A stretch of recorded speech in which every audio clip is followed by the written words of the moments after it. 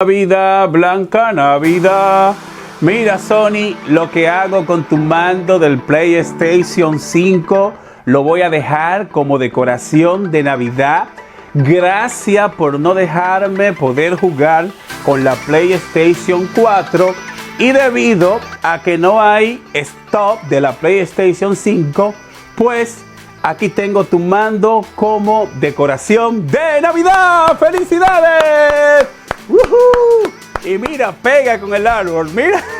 ¡Ay, mi madre!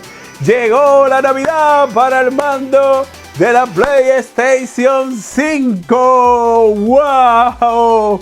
Porque yo, óyeme bien, yo soy un usuario que no va a pagar más de $500 por una Play 5. A nadie que se crea que la esté vendiendo por más de $500 que el presente TEP va a pagar más dinero. Hasta que yo no pueda pillarme una Play 5, ese mando va a estar aquí.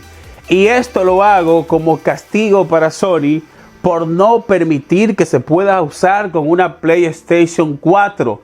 No le veo el sentido, no le veo la razón del por qué no podemos usarlo en una Play 4. Ojalá que en los próximos meses Sony lance una actualización en el cual tú puedas usar el mando de la Play 5 en una PlayStation 4. Así que, ¡feliz Navidad para el mando de Play 5!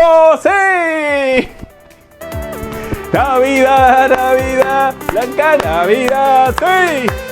¡Ay, mi madre! ¡No! ¡Llévatelo, socio! ¡Poquito!